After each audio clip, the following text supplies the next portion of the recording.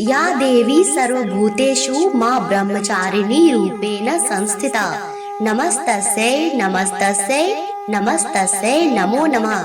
प्रेम से बोलिए माता ब्रह्मचारिणी की जय। प्रिय श्रोताओं, देवी पुराण में वर्णित है, नवरात्रि के दूसरे दिन माता ब्रह्मचारिणी की कथा सुनने मात्र से व्यक्ति के जीवन से सारे दुख कष्ट समाप्त हो जाते हैं।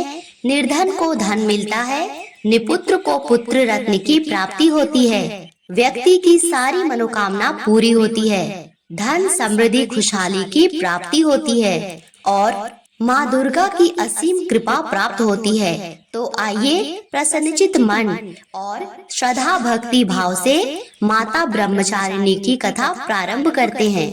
माँ ब्रह्मचारिणी देवी का स्वरूप पूर्ण ज्योतिर्मय एवं अत्यंत भव्य है। उनके दाहिने हाथ में जप की माला और बाएं हाथ में कमंडलू रहता है। अपने पूर्व जन्म में जब यह हिमालय के घर पुत्री के रूप में उत्पन्न हुई थी, तब नारद जी के उपदेश से उन्होंने भगवान शंकर को पति के रूप में प्राप्त करने के लिए अत्यंत कठिन तपस्या की थी। इसी दुष्कर तपस्या के कारण उन्हें तपश्चारिणी अर्थात ब्रह्मचारिणी नाम से जाना गया। 1000 वर्ष तक उन्होंने केवल फल मूल खाकर व्यतीत किए और 100 वर्षों तक केवल शाक पर निर्वाह किया। कुछ दिनों तक कठिन वास करते हुए देवी ने खुले आकाश के नीचे वर्षा और धूप के भयानक कष्ट सहे।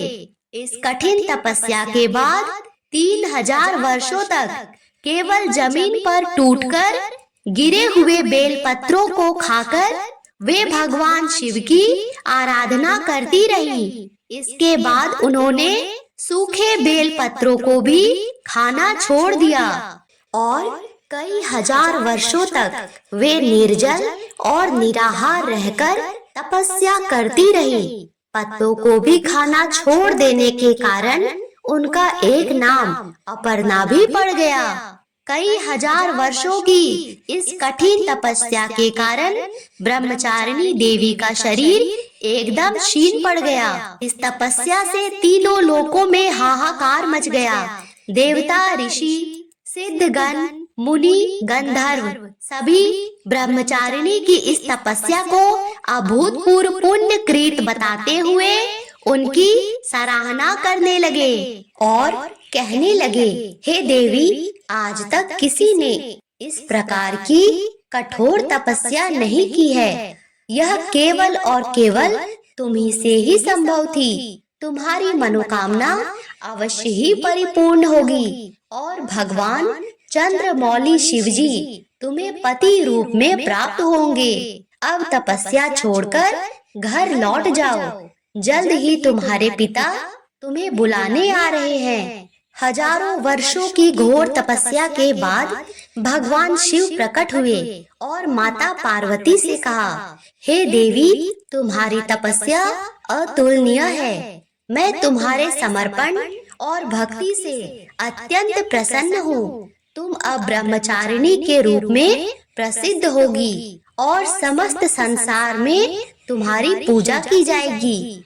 इसके बाद भगवान शिव ने माता पार्वती को अपनी अर्धांगिनी के रूप में स्वीकार कर लिया और उनका विवाह संपन्न हुआ।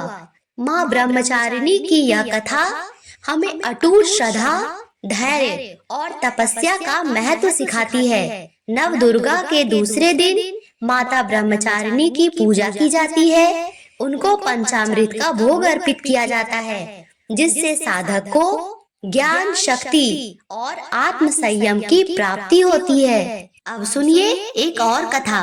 एक राजा और एक रानी थी। बहुत दिनों तक उनके कोई संतान नहीं हुई। बहुत जप और तप करने के बाद कई सालों के बाद उनको एक पुत्र रत्न की प्राप्ति हुई। अब राजा और रानी बहुत खुशी से अपना राजपाट संभालने लगे। कई दिनों तक ऐसे ही चलता रहा और देखते देखते उनका पुत्र 5 साल का हो गया। एक दिन की बात है, रानी दोपहर में बच्चे के साथ सो रही थी और तभी बच्चे की नींद खुल जाती है। वह उठकर बाहर की ओर जाने लगा क्योंकि उसको बाहर जाने नहीं दिया जाता था। तो जब उसने अपनी माँ को सोता हुआ पाया तो वह चुपचाप बिना किसी को बताए या कोई आवाज दिए बाहर खेलने को चला गया। और इस प्रकार जब उसने बाहर के वातावरण को देखा तो वह उसे अत्यंत मनमोहक लगा और इसी तरह वह धीरे धीरे चलता हुआ अपने घर से काफी दूर निकल गया और अपने उम्र के बच्चों के साथ खेलने लगा। खेलते खेलते वह बहुत दूर चला गया और किसी दूसरे गांव में जा पहुंचा। इधर जब रानी की नींद खुली तो वह बच्चे को अपने पास ना पाकर बहुत हैरान हुई। फिर बच्चे की खोज करने लगी। बहुत प्रयास के बावजूद उसे उसका पुत्र नहीं मिला। अब राजा और रानी फिर से दुखी हो गए। इधर वह बच्चा दूसरे गांव जाकर एक ग्वाले के घर के पास पहुंचा। तो ग्वाले ने उससे पूछा, पुत्र तुम कहाँ से आए हो? तो वह बच्चा अपने बारे में कुछ भी नहीं बता सका क्योंकि वह बहुत छोटा था। उसको ज्यादा कुछ पता भी नहीं था। वह तो केवल बच्चों के साथ खेलते खेलते दूर चला आया था। जब ग्वाले ने देखा कि यह बच्चा तो अपना नाम भी नहीं बता पा रहा है तो उसने उसे अपने पास ही रख लिया। ग्वाले के पास पहले से ही उसके 2 पुत्र थे। अब उसके पास इस बच्चे को मिलाकर 3 पुत्र हो गए। उसने सोचा 2 पुत्र को तो मैं पाल ही रहा था, इस छोटे से बच्चे को मैं अकेला कहाँ जाने दूं? इसीलिए अब से मैं इसे भी अपने पुत्र की तरह ही पालूंगा। इस प्रकार वह राजपुत्र ग्वाले के घर में ही रहने लगा। कुछ दिनों के बाद धीरे धीरे वह ग्वाले के परिवार के साथ काफी घुल मिल गया। एक दिन ग्वाले ने उस बच्चे के हाथ में कुछ लिखा हुआ देखा। उसने उस बच्चे से पूछा, तुम्हारे हाथ में यह क्या लिखा है? इस पर उस बच्चे ने बताया, मेरी माँ ने बताया था कि यह मेरे पिताजी का नाम है। ग्वाले ने बोला, अच्छा ठीक है, इसी नाम के भरोसे हम तुम्हारे पिताजी को ढूंढेंगे। अब इधर देखिए, राजा और रानी परेशान होकर हर जगह अपने पुत्र को ढूंढ रहे थे किंतु उन्हें कहीं भी उनका पुत्र नहीं मिला। राजा तो अपने रोज के कार्य में व्यस्त हो गए क्योंकि उन्हें राजपाट चलाना था, पर रानी का मन बिल्कुल निराश हो चुका था। वो कभी भी हंसती नहीं थी। चारों ओर से उन्हें निराशा ने घेर लिया था। उन्हें ऐसा लगता था इतने दिनों के बाद उन्हें पुत्र रत्न की प्राप्ति हुई और केवल उनकी गलती के वजह से उन्होंने अपने पुत्र को खो दिया। इसी संताप से रानी दिन दिन घुलती जा रही थी। एक दिन रानी अपने पुत्र को ढूंढते हुए एक गांव में जा पहुंची। वहां जाकर उन्होंने देखा कुछ स्त्रियां देवी माता की पूजा कर रही थी। तो रानी भी वहां जाकर बैठकर पूरी पूजा देखती है और पूजा के दौरान माता रानी की कथा को बहुत मन लगाकर सुनती है। पूजा समाप्त हो जाने के बाद सभी सुहागिनें एक दूसरे को प्रसाद वितरण करती है। इस प्रकार सभी सुहागिनों ने रानी को भी प्रसाद दिया।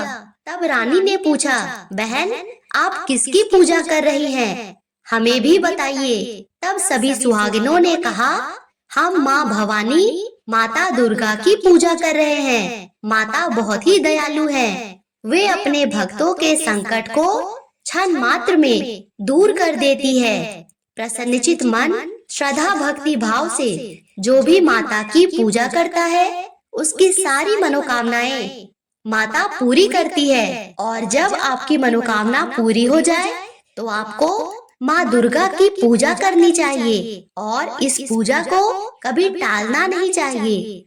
तो रानी ने अपने मन में सोचा कि अगर माँ भवानी माँ दुर्गा ने हमारा बच्चा सकुशल वापस हमारे घर पहुँचा दिया तो हम भी इसी तरह से सभी सुहागिनों के साथ माता रानी की पूजा करेंगे।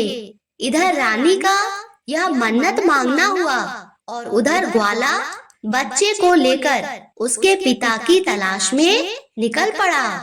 वह कई जगह ढूंढते हुए काफी देर बाद एक गांव के किनारे पहुंचा और एक व्यक्ति से पूछा, भैया, इस नाम के व्यक्ति को क्या आप जानते हैं? तो वह आदमी बोला, हाँ हाँ, यह तो हमारे राजा का नाम है। उनका पुत्र खो गया है। क्या यह उन्हीं का पुत्र है? यह पूछकर सारी बातें जानकर ग्वाले को घर का पता बताया। ग्वाला जब बच्चे को लेकर राजा के द्वार पर पहुंचा, तो राजा रानी ने अपने पुत्र को देखा और देखते ही वे अपने बच्चे से लिपट कर रोने लगे और बार बार ग्वाले का धन्यवाद करने लगे। फिर राजा ने पूछा, भाई, आपको मेरा पुत्र कहाँ मिला? ग्वाले ने सारी बात बताई। यह सब सुनकर राजा रानी की खुशी का कोई ठिकाना नहीं था। राजा ने खूब सारा धन दौलत देकर ग्वाले को विदा किया। इसके बाद रानी को वह मन्नत याद आ गई जो उसने उस पूजा वाले जगह पर बैठकर अपने बेटे के सकुशल घर आ जाने के लिए मांगा था। रानी ने मन ही मन माता दुर्गा को प्रणाम किया और फिर रानी ने राजा से कहा, हमने माँ दुर्गा का मन्नत मांगा है, हमें नवरात्रि का व्रत करना है। हम नवरात्रि का व्रत करेंगे और नगर की स्त्रियों को निमंत्रण दीजिए और तुरंत माँ भवानी की पूजा शुरू कीजिए। रानी ने तुरंत ही माता की पूजा करने वाली सारी सामग्री इकट्ठा करवाई और माता रानी की पूजा की सारी व्यवस्था हो गई। सभी सुहागिनों ने मिलकर माता रानी की विधिवत पूजा अर्चना की और माँ भवानी दुर्गा माता का गीत गाया। जिन सुहागिनों को माता रानी की कथा आती थी, उन्होंने माता रानी की कथा भी सुनाई और अंत में सभी सुहागिनों ने मिलकर माता रानी की आरती की और उनसे प्रार्थना की, हे माँ, जिस तरह आपने हमारे संकट को दूर किया है, ऐसे ही जो आपको याद करे उनके भी संकट को हरना माँ। जिस प्रकार आपने रानी की सूनी गोद फिर से भर दी, वैसे ही सभी की गोद भरना। इस कथा को पढ़ने, सुनने और हुंकारा भरने वाले सभी के घर अन्न, धन, खुशी, पुत्र, संतान सबसे भरे रखना। प्रेम से बोलिए भगवती दुर्गा माता की जय।